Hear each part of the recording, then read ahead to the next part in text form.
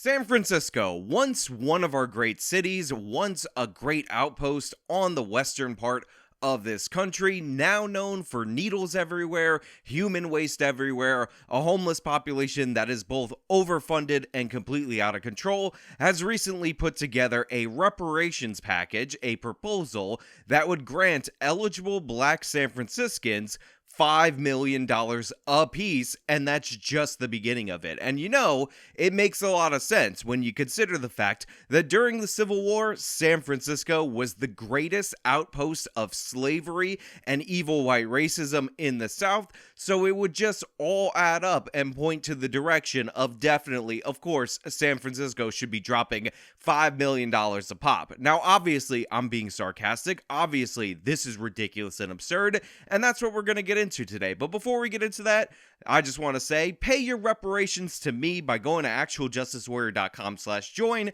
and signing up for my membership. San Francisco supervisors today heard more than 100 recommendations from a city-appointed reparations committee tasked with figuring out how to atone for centuries of slavery and systemic racism. So first and foremost, the existence of a board to come up with suggestions on how to pay reparations to black Americans in the city of San Francisco is ridiculous and absurd and makes no sense at all and should have been never instituted in the first place. So every recommendation that they end up giving, except for dissolving this ridiculous board, is going to be horrible, bad, and terrible. And one of the things that people don't talk about is this idea that black Americans are owed anything due to the fact that they were suffering generations ago, maybe in some of their history, never made any sense at all whatsoever. Because if you look at the disparity between white Americans and their European descendants, and you do pound for pound, aka Italian Americans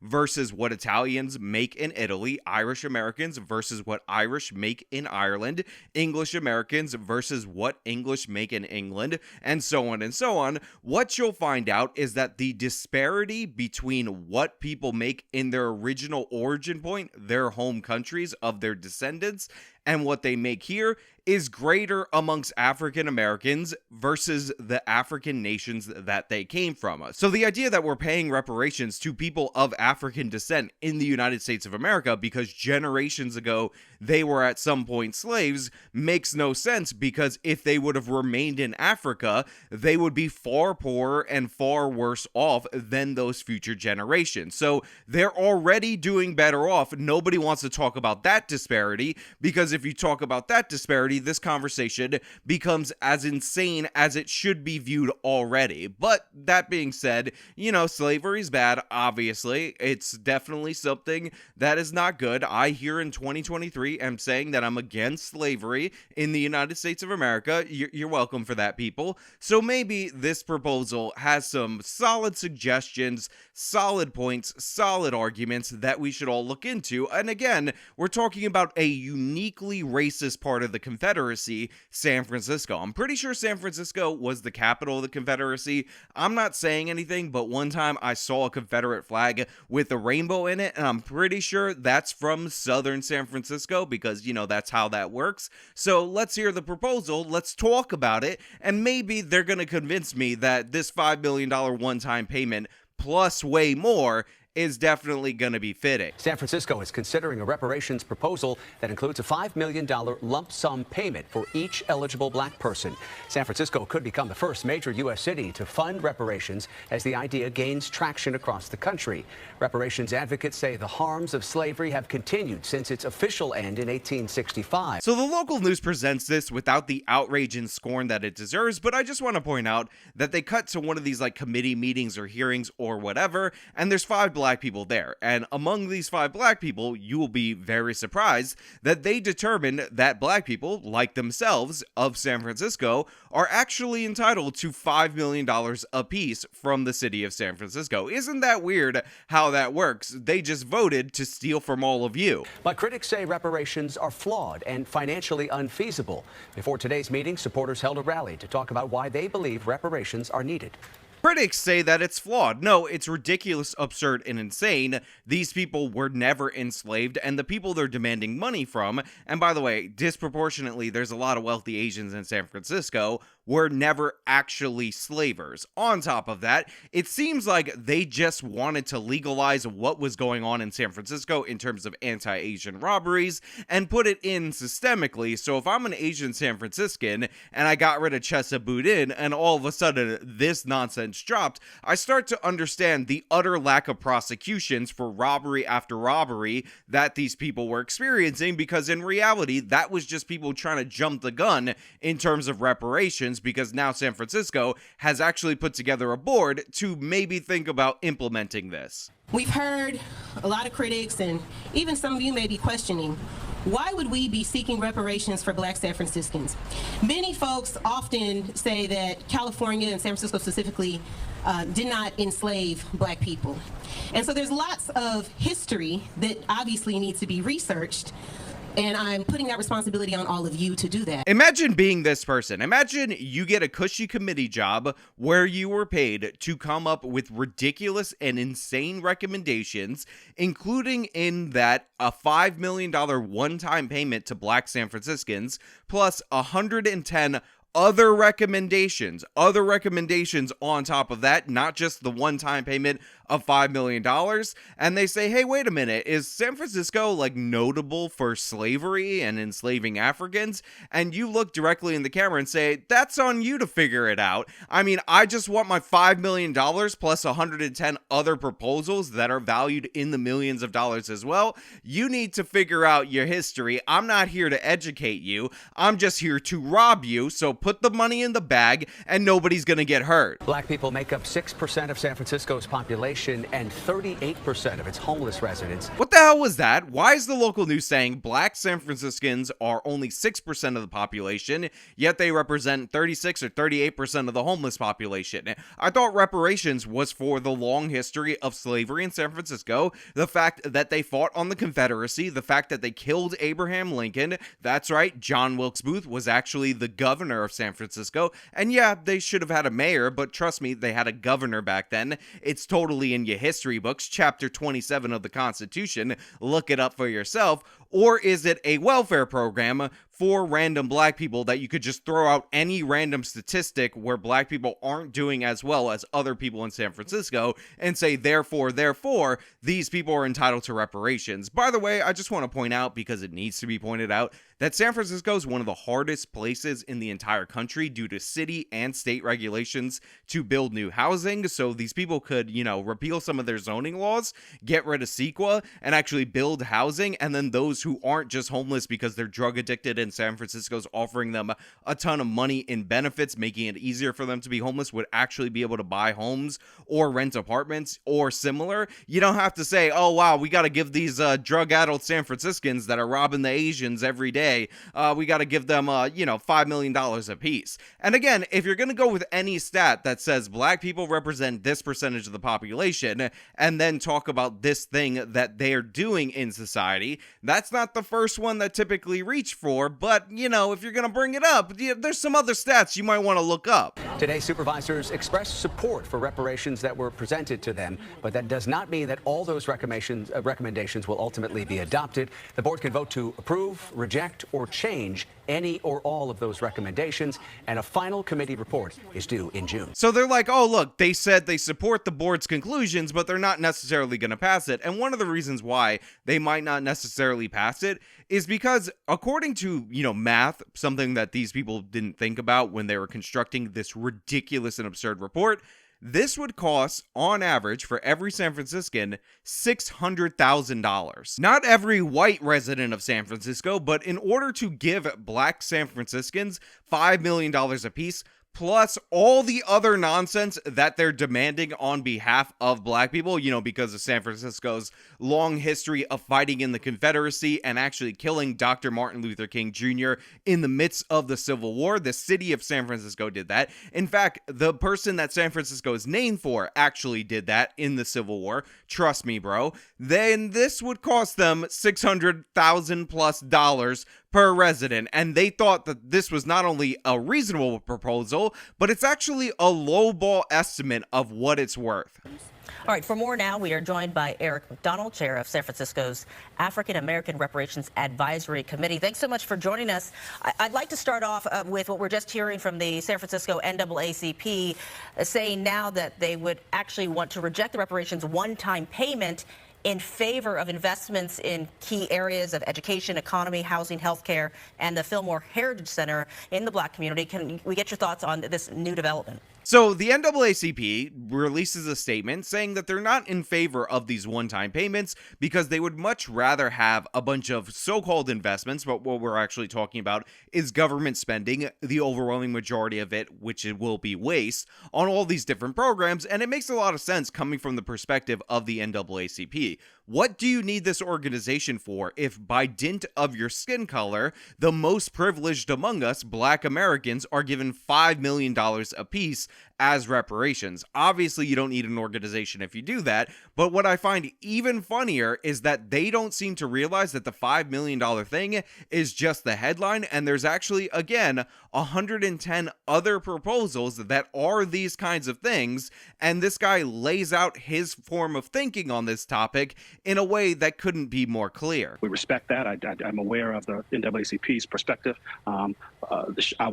Without commenting deeply about it, I would say that represents an or context, and we are offering an and context. So we respect that the NAACP can obviously share its perspective. We as a committee as a whole don't share that perspective. Yeah, that's right. This guy says, I saw the NAACP's thing, and here's the thing. They're talking about either or, but we're in fantasy land, and what we're proposing is and. So every single proposal will be $5 million per Black resident and something else.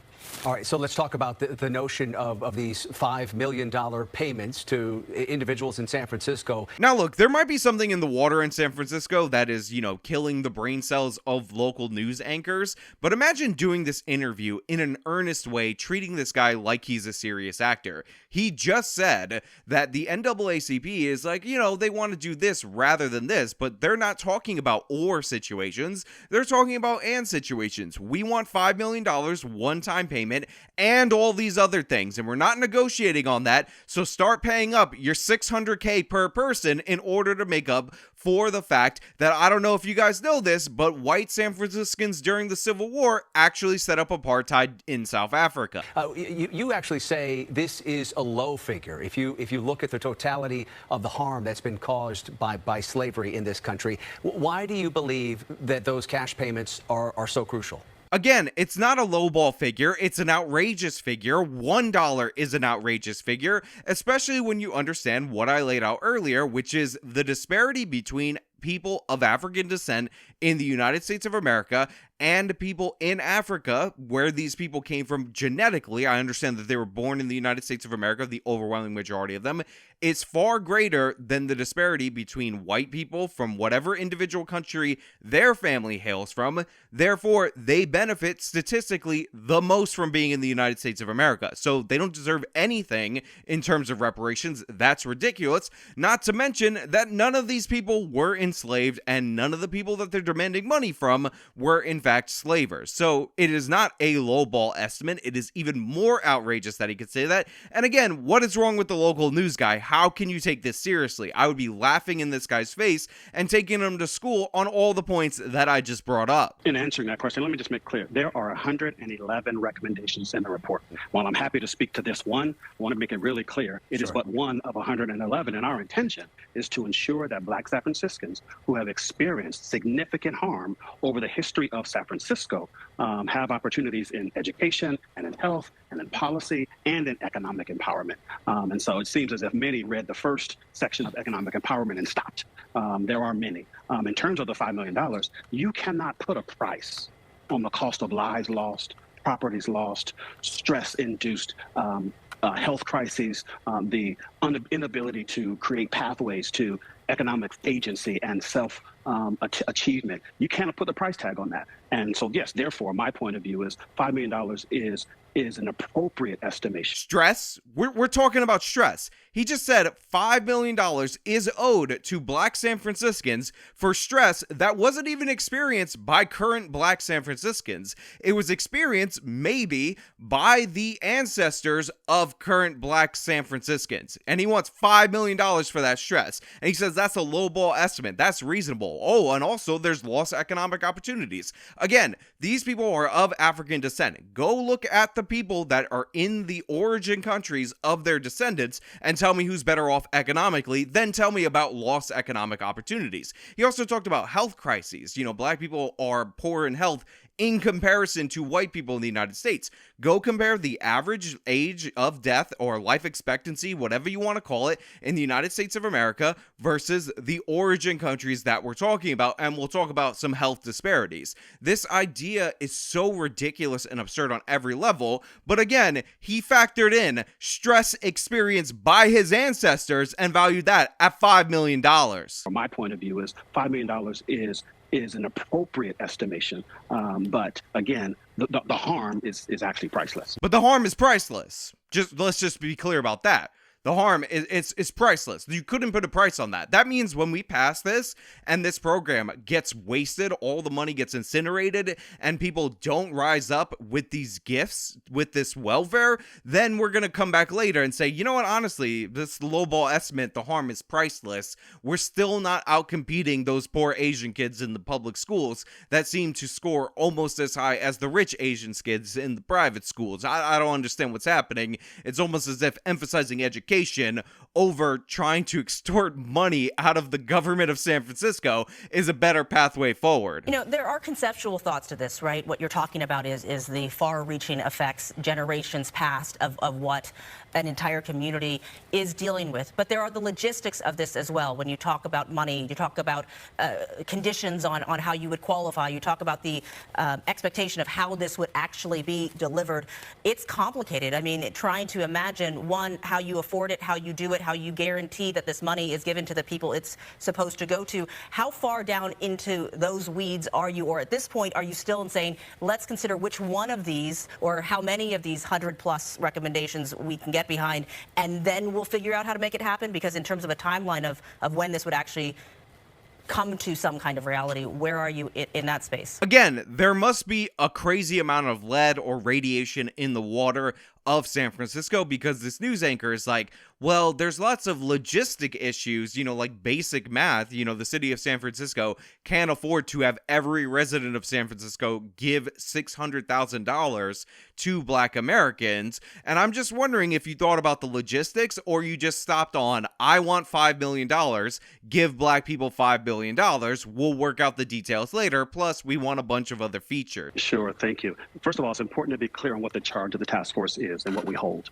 Our task is and has been to chronicle the harm, research and assess what that harm is, and then assign value to said harm. That was it. It's as if our role was to be an appraisal of the harm.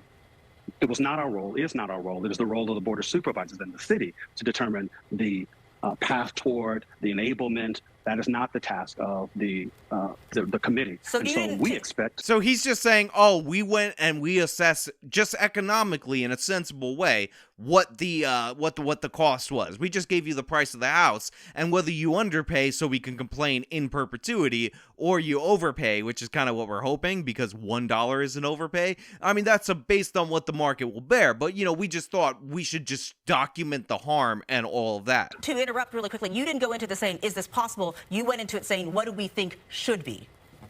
This is the cost, right? So we said, here's the value of the house.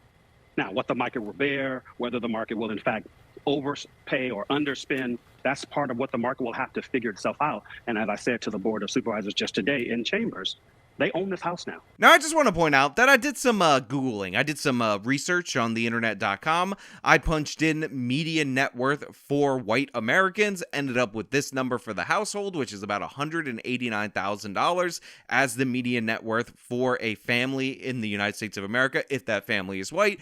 And I just want to say that if you're making the case that evil white racists who are evil, white, and racist, and all these white people who just stood idle and benefited from the system of evil white racism stole from black Americans, then how can you say that black Americans are entitled to $5 million apiece so that their individual net worth is minimum $5 million if the median family, the median white family, is only worth $189,000, according to this data from Forbes. Apparently, black people had more money stolen from them by white people than white people actually have in the United States of America, and that's what this guy's putting forward in just the one-time $5 million payment. But amongst these other proposals, the city of San Francisco is considering an idea to pay $5 million each to black residents as reparations for slavery.